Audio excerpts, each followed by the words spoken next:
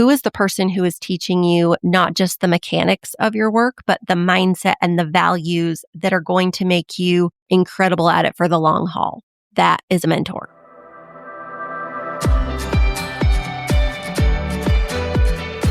Welcome to Leaders of the West, a podcast for innovators and changemakers.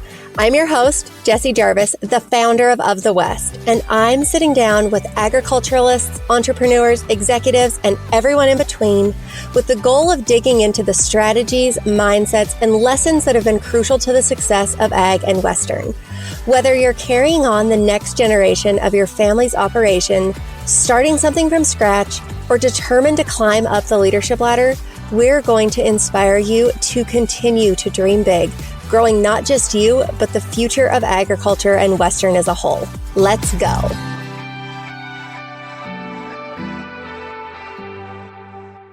You know what never fails to make me smile? When people reply to our newsletters. Every week, we get messages that say things like, "This was so helpful," or "I look forward to these every time they hit my inbox." And honestly, that means a lot. Because I know how many emails we all get in a day. Yes, I am biased, but our newsletters are pretty epic. They are not spammy. They are not corporate. They are built for this community. If you're in livestock, then you will get industry updates and job openings that matter to the livestock industry. There's also one for marketing and communications. And then we have one for Western sports, leadership, professional growth. We really do have a newsletter for everybody in the ag and Western industries. They are quick to read, very easy to skim, and they are always useful. And if you already get them, first of all, thank you. But also, will you do me a favor and forward one on to a friend? Because that is how our circle grows. If you're not on the list yet, it is really easy to join. You can pick the ones that fit you best at ofthewest.co/newsletters. They're one of those little things that make your inbox better. Hello, welcome back to this week's episode of Leaders of the West. I'm sure you guys know this by now. My name is Jessie Jarvis, and today we are doing something a little bit different. I am so jacked about this. I hope you guys can hear the excitement in my voice because I get to announce something that we're doing a little bit differently for the podcast this month. And the reason this is happening is because I've been thinking a lot about this lately. Probably 80% of what I have learned in life, I have learned from somebody else. Maybe it was as simple as something that my mom told me when I was a kid. Maybe it was something that I learned from a teacher or a coach, a professor when I was in college, a leader early on in my career. And I think that that is so true for the majority of us. We have learned the most in our life from other people, from what they've told us, and also from what we have simply observed from them.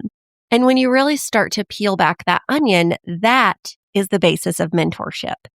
This is definitely not the Merriam-Webster definition of the word mentor, but basically a mentor is somebody who has been where you want to go and they're willing to help you get there. It is that simple.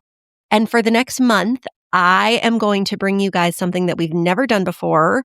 We're calling it Mentor March, and it is exactly what it sounds like. So over the next 4 weeks, which thankfully we get an extra Tuesday because of just how the calendar falls in the month of March. So instead of there being 4 weeks, with March, we get 5 weeks. So that being said, following today's episode, every week for the next 4 weeks, I am bringing you guys conversations with people who are my personal mentors in different areas of my life. So you guys are going to hear from business mentors who have really helped me build Of the West from the ground up. You are going to hear from people in agriculture who understand this industry better than almost anybody that I know. You are going to hear from people who have shown me how to grow in my own journey as a wife, a mom, an entrepreneur, a rancher, a woman in agriculture. I am so looking forward to getting to share these people with you because they have made such monumental impacts in my life. Some of them I've known for a very, very long time now. Some of them I have only been working with within the last year, but they've still made such monumental impact on me and my business that I want to share them with you guys. I'm not going to name any of their names yet. You're going to have to tune in each week to see who is coming. But I will tell you this, you guys, these are people that I just consider to be great friends in life. Some of them I initially paid to work with. Some of them I have met through rooms I got into because I was willing to make those investments. Also, some of them are people, like I mentioned, I've known for my entire life, and they are just so wise beyond their years, if you will, but also so willing to share their knowledge with other and shape those around them. And I am just eternally grateful for them and that I get to share them with you guys. But all of these people truly have shaped how I think, how I operate, and truly just who I am today. So this is the first time that we've ever done a monthly theme on this podcast. And I hope you guys can tell by now, I am so insanely excited about it. But before we dive into those conversations next week, I really want to talk about why mentorship matters so much and why I think you need to be a little bit more intentional about it than you probably are right now.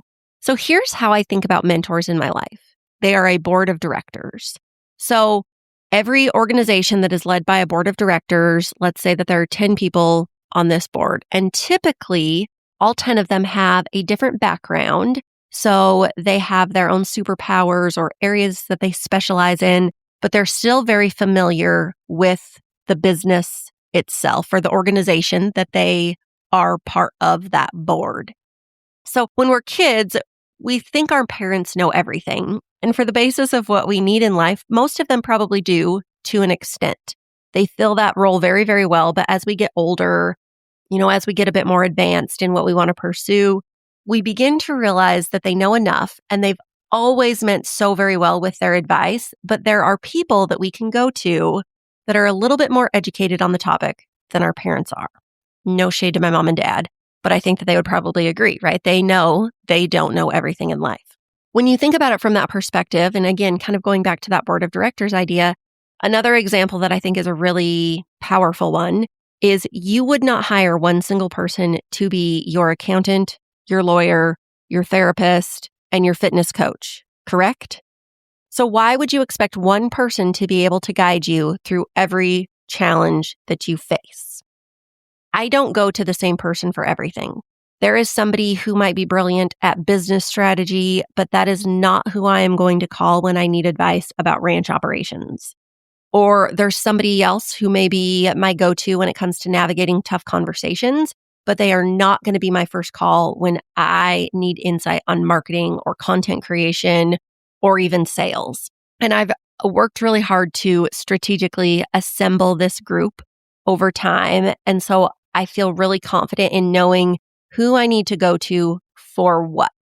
And that's important because if you're somebody who's expecting one person to have all the answers for every area of your life, or you're going to one person to get an answer and you feel like the answer that they're giving you, it just in your gut doesn't feel like it's right, that just may not be their superpower. That doesn't mean they're not great at giving you advice in another area of life, but maybe for that one specific thing that you're really needing some insight on, there may be somebody out there who is better suited to speak on that specifically.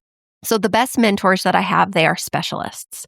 They are people who have a very deep expertise in 1, 2, maybe 3 areas. And when I need help in those areas, they are going to be the first people that I call.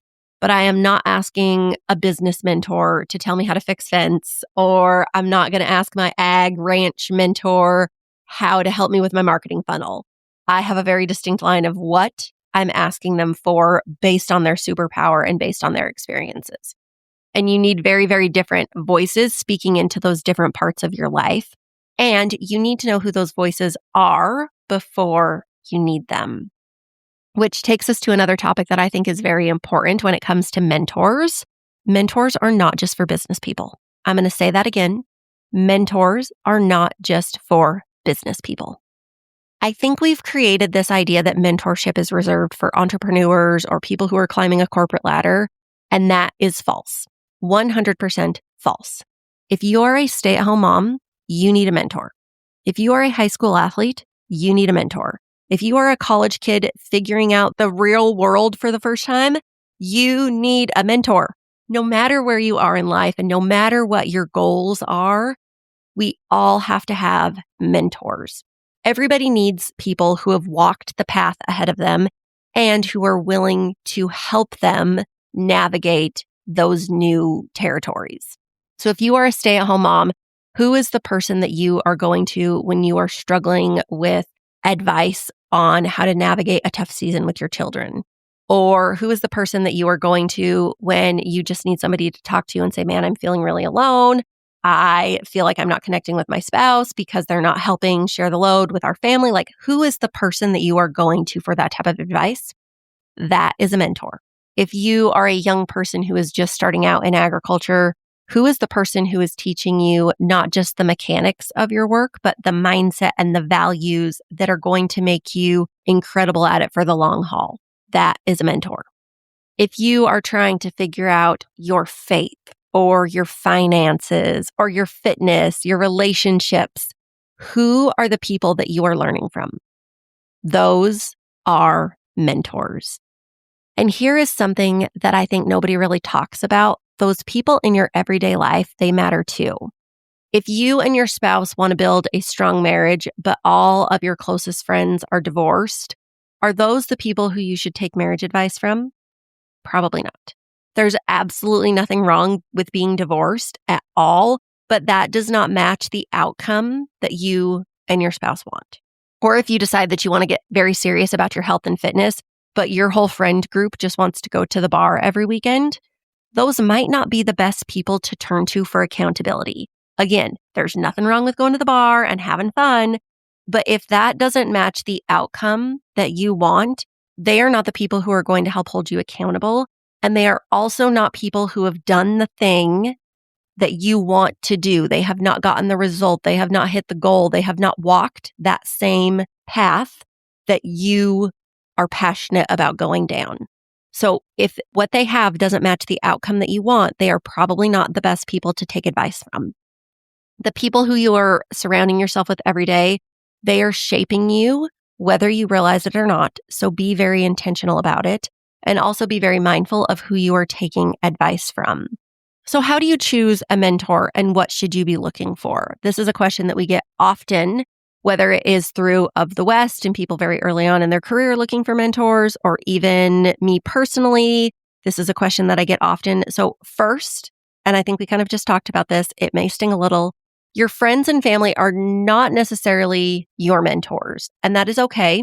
There's a saying that you've probably heard, if you wouldn't take their criticism, don't take their advice. That applies here. That being said, though, I do think that you can learn anything from anybody, regardless of where they are in life. Everybody on this earth has worthwhile insight to offer. And also, sometimes the most valuable thing that a person can teach you is what not to do. I have seen that and learned those lessons firsthand, and I am very thankful that I watched other people make them, so I did not have to.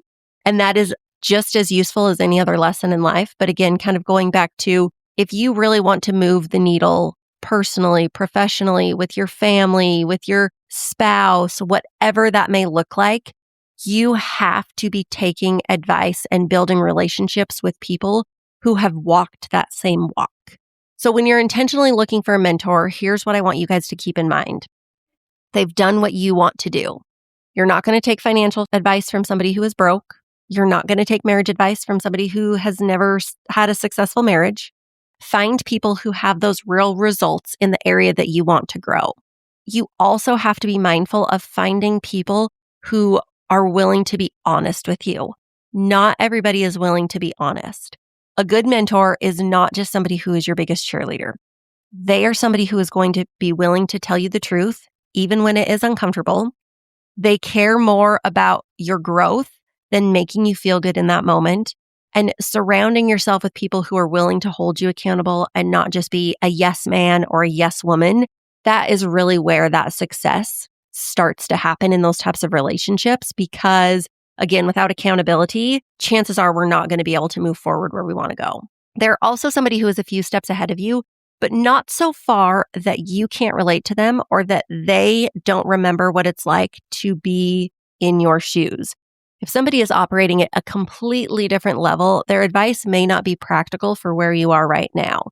So you want somebody who really remembers what it was like to be in your shoes, but is also far enough ahead to where they have successfully charted those waters and they are, again, just willing to share that information with you. And finally, pay attention to the whole picture. Do they have the kind of life that you actually want? Not just professionally, but in all of it. Somebody can build a very, very incredible business and completely fall apart in every other area of their life. That's probably not the person that you want mentoring you. If you are somebody like me who you want to build a successful business and you also want to be very present with your family, then I wouldn't necessarily suggest going to find somebody who has built a wildly successful business, but is also known as being a terrible parent or terrible spouse, and they were never present with their family because they had gone all in on building that business. Again, there's nothing wrong with that, but if you do not have the same goals and you're also not willing to give certain things up, then that's probably not the person that you want to have as your mentor. Here's also something that I want to be really upfront about in this conversation is you do not have to spend money to find a great mentor. Some of the most important mentors in my life did not cost me a dime. They were people that I have been surrounded with in agriculture. They are people who I have worked with and for in the past. But there are also people who I have invested dollars with. And I want to talk about that specifically because I do think that that is a very valuable piece of finding a mentor. Getting in the right rooms where you are not the smartest person is absolutely the fastest way to level up. As I mentioned, I have paid to work with some of the people that you will hear from this month. I have invested in programs, masterminds, one-on-one coaching. And when I have, every single time, something has shifted. Not just because of the access, but also because of the accountability. When you have paid your way into something, when you have paid to get into a room, when you have paid for a program, you have put some kind of skin in the game and you are going to show up differently. For example, I used to consult with a company, and this company provided resources for people who are early on in their careers.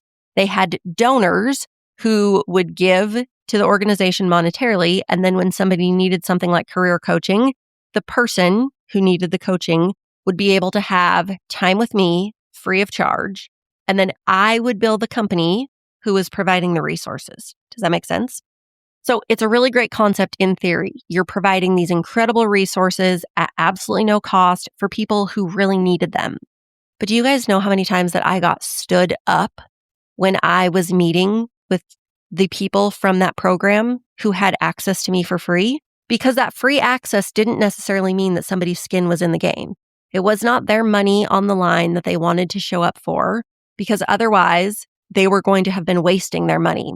When we have paid to be there, we are far more willing to show up for ourselves because we really want to see a return on that investment. So we're also going to work harder for the outcome because we know we are the return on our investment. But I will also say, whether it costs money or not, you absolutely have to be willing to get uncomfortable. Maybe that means showing up to an event where you don't know anybody. Maybe it means reaching out to somebody you admire and asking if you can buy them coffee. Maybe it means joining a community or a mastermind or a group coaching program of some kind that feels just slightly out of reach. The point is, you have to be willing to put yourself in rooms where you feel stretched, where you feel challenged, where you're thinking, oh man, I really need to up my game. I'm a little bit embarrassed to be here, but instead of shrinking, I'm going to fit and to grow because I know this is who I am, and this is the person that I am meant to grow into. This is the business that I am meant to steward and continue to scale and grow as well. And again, those rooms don't always cost money, but they always cost something, whether it is your time, your pride, your comfort zone. And 9 times out of 10, that cost is absolutely worth it. So here's what I want you guys to take away from this. If 80% of what you have learned in life has come from other people, imagine what is possible when you are intentional about who those people are.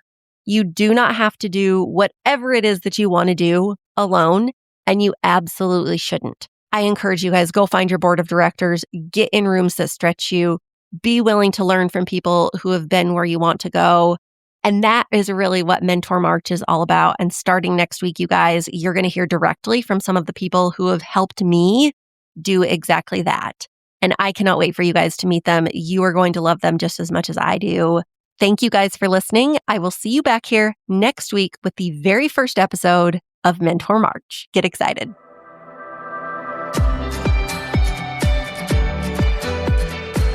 If you loved this episode, do us a favor and share it with someone else who might find just as much value in it as you did.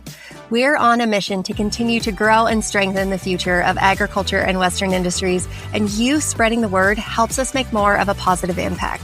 It also makes a big difference when you take a minute to go rate and review the show. We can't thank you enough for listening, for sharing, and for loving Ag and Western as much as we do.